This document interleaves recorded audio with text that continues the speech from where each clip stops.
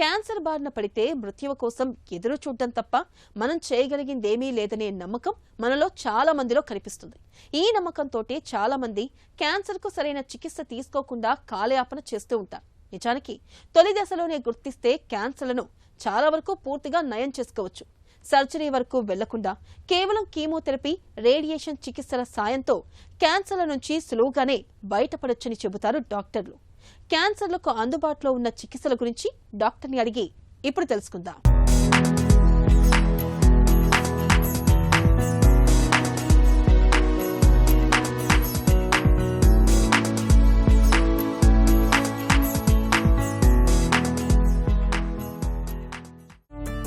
Surgery లేకుండా క్యాన్సర్లకు చికిత్స చేసే వీలుందా? కేవలం మందులతోటి మనం క్యాన్సర్ తగ్గించడం అనేది అన్ని క్యాన్సర్లో వీలు పడుతుంది. క్యాన్సర్లో మనం రెండు రకాలుగా చెప్పుకుంటాం. ఒకటి మన liquid cancers, that is like blood cancer కానీ లింఫోమాస్ కానీ వీటికి ట్రీట్మెంట్ మాత్రం పర్టికులర్లీ ఓన్లీ కీమోథెరపీ, అంటే ఓన్లీ కీమోథెరపీనే దాని ట్రీట్మెంట్.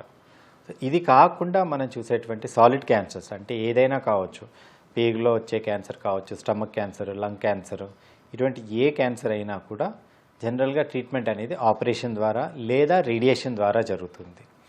సో స్టేజ్ని బట్టి మనకు అవసరం అనుకుంటే కీమోథెరపీని యాడ్ చేయడం జరుగుతుంది. వీటిలో మనం కీమోథెరపీ ఇచ్చేది జనరల్గా ఆపరేషన్ కానీ రేడియేషన్ కానీ అయిపోయిన తర్వాత మళ్ళీ రాకుండా ఉండడానికి మనం జనరల్గా కీమోథెరపీ అనేది ఇస్తుంటాం. కీమోథెరపీ అంటే ఏంటి? ఈ చికిత్స ఎలా ఉంటుంది?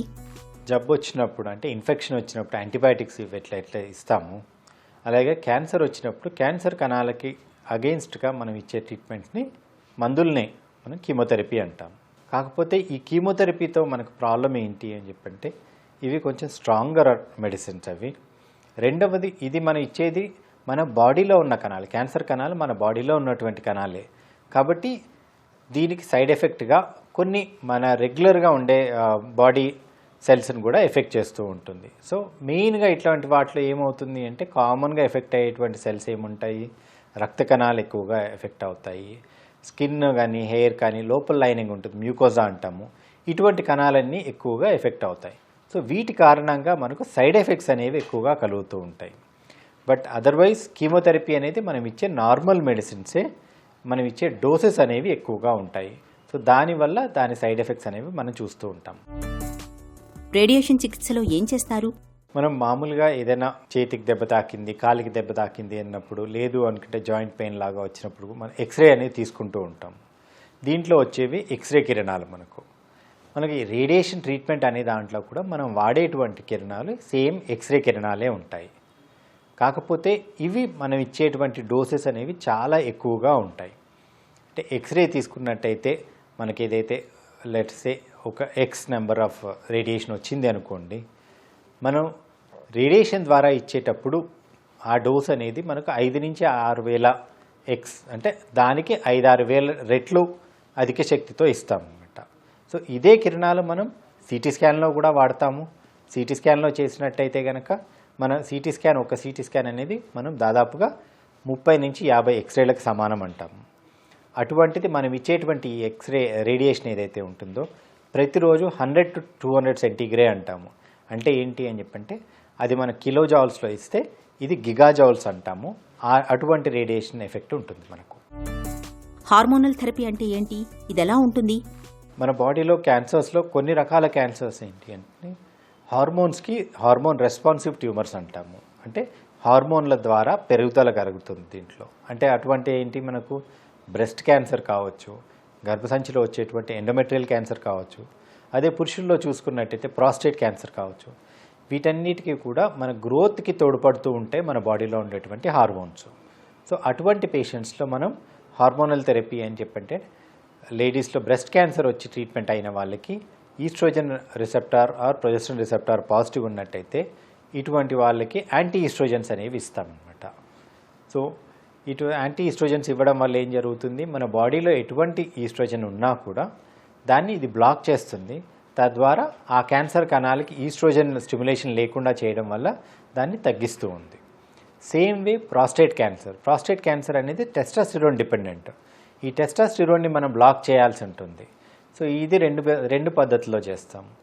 అయితే మనం మంత్లీ కానీ 3 మంత్లీ కానీ జిఎన్ఆర్హెచ్ ఎనలాగ్స్ అంటారు, అటువంటి ఇంజెక్షన్ ఇవ్వడం ద్వారా చేయొచ్చు. లేదు అనుకుంటే టెస్టిస్ రిమూవ్ చేసినట్టయితే కనుక కంప్లీట్గా టెస్టోస్టెరాన్ ప్రొడక్షన్ అనేది కట్ అవుతుంది.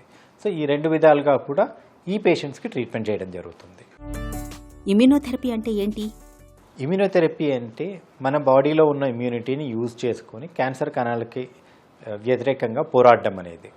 సో ఈ ఇమ్యూనోథెరపీ అనేది మామూలుగా ఉన్న మన బాడీలో ఉన్నటువంటి ఇమ్యూనిటీ క్యాన్సర్ కణాలని గుర్తించలేదు. ఎందుకు గుర్తించలేదు అంటే అవి మన బాడీలో ఉన్నటువంటి కణాలే కాబట్టి వాటిని గుర్తించడం, వాటిని మన బాడీలోంచి తీసేయడం అనేది జరగదు. ఇన్ఫెక్షన్ ఇన్ఫెక్షన్ అంటే బయట నుంచి వచ్చిన బ్యాక్టీరియా వైరస్లను తీసేయగలుగుతుంది కానీ మన సొంత బాడీలోంచి వచ్చిన దాన్ని తీసేయలేదు. ఇమ్యూనోథెరపీ అంటే ఏం చేస్తాము అని చెప్పంటే అంటే క్యాన్సర్ కణాలని గుర్తుపట్టి దానికి టార్గెట్స్ కొన్ని ఉంటాయి అన్నమాట. ఆ టార్గెట్స్కి అగెయిన్స్ట్గా మన బాడీలో ఉన్న ఇమ్యూనిటీని స్టిమ్యులేట్ చేస్తాం. వన్స్ స్టిమ్యులేట్ అయిన తర్వాత మన బాడీలో ఉన్న ఇమ్యూన్ సెల్స్ వెళ్ళి ఆ క్యాన్సర్ కణాలను గుర్తుపట్టి వాటిని క్లియర్ చేయడం జరుగుతూ ఉంటుందన్నమాట. సో ఇది మన బాడీలో ఉన్నటువంటి రోగనిరోధక శక్తిని వాడుకొని మనం చేసుకునేటువంటి ట్రీట్మెంట్. సో దాని కారణంగా మనకు సైడ్ ఎఫెక్ట్స్ అనేవి తక్కువగా ఉంటాయి. కీమోథెరపీ లాగా బయట నుంచి మనం ఏం కెమికల్స్ ఇవ్వట్లేదు కాబట్టి ఇది మనకు కీమోథెరపీ లాగా సైడ్ ఎఫెక్ట్స్ అనేవి ఉండవు. కాకపోతే దీనికి కొన్ని రెస్ట్రిక్షన్స్ ఉంటాయి. అంటే మనకు ప్రస్తుతం ఉన్న మెడిసిన్స్ ఏంటి అంటే కొన్ని రకాల టార్గెట్లు మాత్రం గుర్తించి వాటికి ఇమ్యూనిటీని మన బాడీలో ఇమ్యూనిటీని స్టిమ్యులేట్ చేయడానికి వీలుగా మాత్రమే ఉన్నాయి. So something like PD1, PDL1 అని చెప్పంటారు. ఇటువంటి వాటికి మాత్రమే మనకు యాంటీబాడీస్ తయారయ్యి మన బాడీలో ఉన్న ఇమ్యూనిటీని స్టిమ్యులేట్ చేస్తున్నాయి. సో ఫ్యూచర్ మనకు పోతున్న కొద్దీ ఇంకా మరిన్ని టార్గెట్స్ని గుర్తించి మన ఇమ్యూనిటీని స్టిమ్యులేట్ చేయగలిగేటువంటి మెడిసిన్స్ వస్తున్న కొద్దీ మనకు ట్రీట్మెంట్లో సైడ్ ఎఫెక్ట్ లేకుండా ఎఫెక్టివ్ ట్రీట్మెంట్స్ ఇవ్వడానికి వీలవుతుంది. మందులతో వచ్చే దుష్ఫలితాలను ఎలా అధిగమించాలి? క్యాన్సర్ సంబంధించిన మందులు ఏవైతే ఉన్నాయో ఇవన్నీ కూడా మనకు సెల్ స్పెసిఫిక్ కాదండి. దానివల్ల ఏమవుతుంది అంటే క్యాన్సర్ కణాలతో పాటు మన బాడీలో ఉన్న కొన్ని కణాలను కూడా ఎఫెక్ట్ చేస్తూ ఉంటాయి. సో మనకి ఇంతకు ముందు అయితే మనం మాట్లాడేవారం క్యాన్సర్ తీసుకునే వాళ్ళకి వామిటింగ్స్ అని అవి ఎక్కువగా ఉండడము, దానివల్ల వాళ్ళు అసలు ఏం తినలేకపోవడము, వీక్ అయిపోవడము ఇటువంటివి వింటూ వచ్చేవాళ్ళము. ప్రస్తుతానికి అటువంటివి లేవు. బికాస్ మనకు వామిటింగ్ సెన్సేషన్ని తగ్గించడానికి పర్టికులర్లీ క్యాన్సర్కి సంబంధించిన వామిటింగ్ తగ్గించడానికంటూ ఎఫెక్టివ్ మెడిసిన్స్ వచ్చాయి మనకు. దానివల్ల అటువంటి సైడ్ ఎఫెక్ట్ ఈ మధ్యకాలంలో ఏ పేషెంట్ దగ్గర వినట్లేదు. రెండవది మన బ్లడ్ అంటే రక్త కణాలన్నీ పడిపోవడం చేయడం జరుగుతూ ఉంటుంది. ఇది జరగకుండా కూడా మనకు కాలనీ స్టిమ్యులేటింగ్ ఫ్యాక్టర్స్ అనే ఇంజెక్షన్స్ ఉన్నాయి. సో క్యాన్సర్ కీమోథెరపీ ఇచ్చిన తర్వాత నెక్స్ట్ డే ఇటువంటి స్టిమ్యులేటింగ్ ఫ్యాక్టర్స్ ఇచ్చినట్టయితే బ్లడ్ సెల్స్ పడిపోవడము, దానివల్ల ఇమ్యూనిటీ తగ్గడము, ఇన్ఫెక్షన్స్ రావడము ఇటువంటిది ఏదైతే ఉంటుందో ఇవన్నీ కూడా మనకు తగ్గిపోతాయి. క్యాన్సర్లకు ఇవాళ ఆధునిక వైద్యంలో కీమో, రేడియేషన్ల రూపంలో చక్కటి చికిత్సలు అందుబాటులో ఉన్నాయి. క్యాన్సర్ల ఆనవాళ్లను సకాలంలో గుర్తించి సత్వరమే వైద్యం మొదలు పెడితే మొండి క్యాన్సర్లను మనం తేలికగానే జయించవచ్చు. ఇందుకు మనకి కావాల్సిందల్లా క్యాన్సర్లపై అవగాహన మాత్రమే.